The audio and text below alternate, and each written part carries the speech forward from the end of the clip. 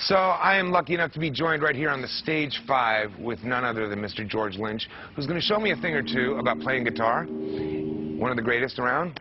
Oh, stop! Yeah, you know, the humility thing's working, but you know, we all know the real deal. Well, you were playing Mr. Scary earlier, and I know that everybody loves that, and I wanted to learn the riff. And if you could show me that, that would be... Yeah. So it's an F sharp. Absolutely sick. And it's, you know, with this sound, I don't know how clear it is, but it's a damn Lynch pedal. Okay. So real quietly, I'll just...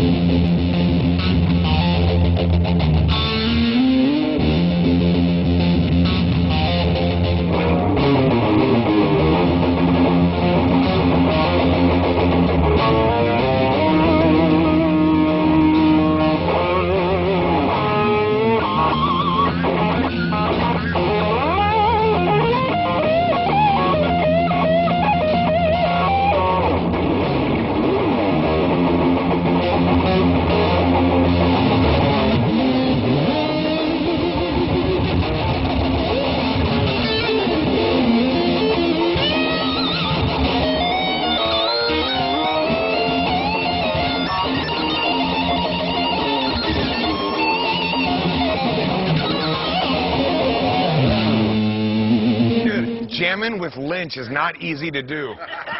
All you have to do is go.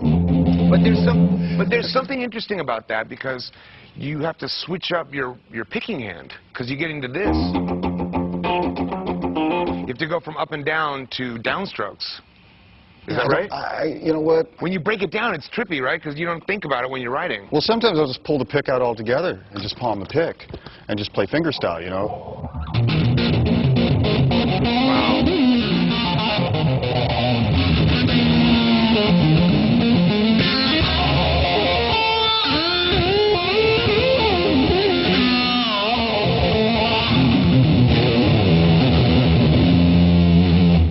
It's just, you never consciously think about it. Yeah. You just learn all these little techniques, and then you forget about it, and you're palming the pick, you're tapping, you're doing all this stuff. Is it unusual for you to sit down and just show somebody a part like that and break it down? It is. Because I know when... Even though I have a dojo and I do, you know, I do instructional DVDs and all these kinds of things, I have absolutely no musical knowledge as far as knowing anything. Yeah, I couldn't show you a major scale if you put a gun to my head. Right. You know, honestly. Yeah, me neither. Well, I mean, that's speaking of scales, and this is something I talked about with. Then what the hell are we doing in the business? Like, you know, you've got a TV show. I'm doing records. I'll tell you what, because a lot of people know those things, but they don't have the creative mind. That's the difference. You got the creative mind, you know. Right. When in any event, I mean, when I play in bands with different guys and they want to learn like a Jain song or something, and I have to break down the part, like there's so many little nuances to stuff that I've written that I don't know how to explain. Right. And with this riff you just showed me, I mean, I don't know if I'm not doing it right, but when I'm going up and down, I got to switch my picking hand, you know.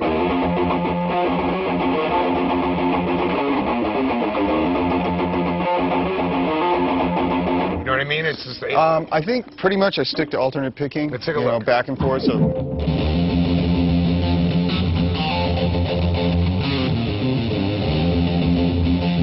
No, you go to downstrokes. You go to downstrokes. I did? Yeah. From just on this part. You're up here. You're up and down. Oh, okay. See what I'm saying? Like you got to switch up the. Damn, I'm good. You're. Hey, you see how Lord, how Lynch put that together? So hard. I thought about that and everything. Yeah, man. No, I didn't. So you were. Well, that's not hard. So no, but I mean, it's interesting to talk to someone who wrote something that's such a part of you, and just like to try and explain it to somebody else. That's why, you know, people have asked me a lot. You know, can you sit down and show me some stuff? I can't do it. Like I don't know how to explain what I'm doing. Right. And for instance, we were talking about scales. You said you couldn't show me a major scale if you're like dependent on it. Neither could I. But what I do know and what I talked to Dave Mustaine about was, you know, the old blues box. And when it comes to soloing, that I'm pretty much locked into that box. Like I can stray outside of it and I can move around and I can find some different spots. And a lot of times it's more musical and melodic oriented than anything. But how do you, when you, like, say if there's something going on in F sharp? Well, let's say G. Let's say G. Okay, G. Okay. So we're and we live in the box, right?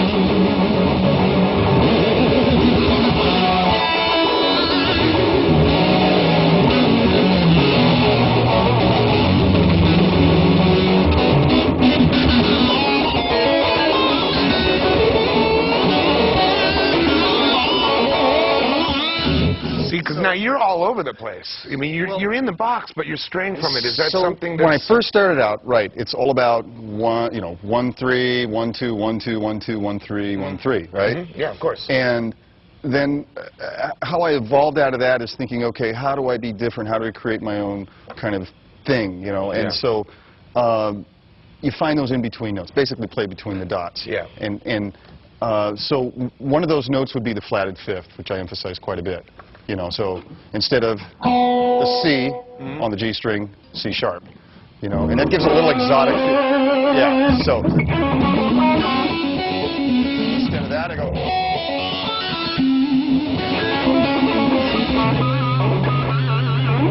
And then down here, you know, there's the octaves. Nice. Now, same thing. Oh, yeah.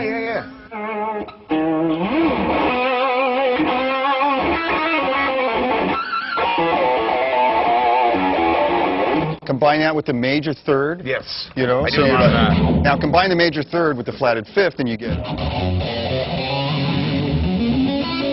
nice.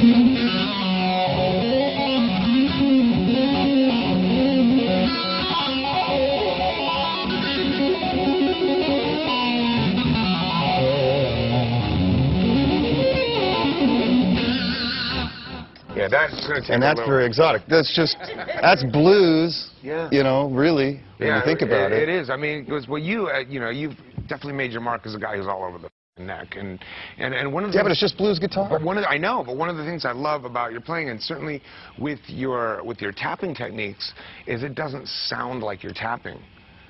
Really? Yeah, to me, when I'm listening to a record and I hear, I mean, you know, I know it is because I'm a player, but if I was just standing back, it sounds like you're just ripping. Like I got a sixth finger. Exactly, yeah. And that's something. Well, that's where you want to end up. And I think that's something that's unique to you, because a lot of the tappers out there, you know, even when Eddie's tapping, you know it's tap.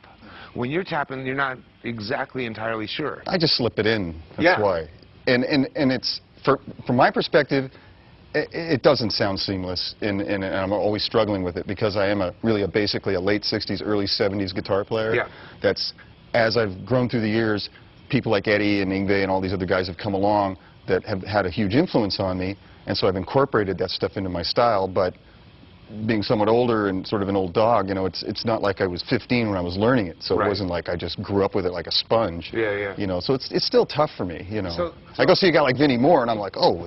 You know, back to the woodshed. I'm surprised to hear that Yngwie is an influence. I mean, absolutely. Oh yeah. So, just in terms of as a classical approach, or just the use of the speed, the accuracy, you know. I mean, all the kind of, you know.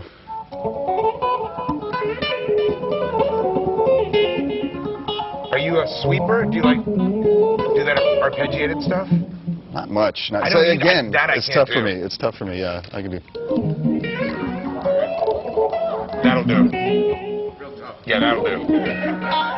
I can really see you're struggling with that one, George. Oh, but I mean, compared to guys that do it clean and right, I understand what I'm you're an saying, old guy like, trying to pretend to be able to do that. No, I mean, because that's like, you know, that was a school, because like I had my formative years growing up that when I was listening to Hendrix and Zeppelin and David Gilmour and like. And Schenker, you were a Schenker fan as well? Of course. So, but I went through those years where I absorbed everything they did as a sponge, and then up to Van Halen, and then I kind of stopped listening and trying to emulate. And now I look back and there's so many more techniques that are, you know, prevalent in, especially in metal. I don't know if many more important ones have come along. Well, you know, I wouldn't have minded the sweeping technique. Maybe you missed one guy in there, you know, maybe Yngwie. Yeah, you know what I mean? I don't really seen you go there anyway. No, see, I want to be able to.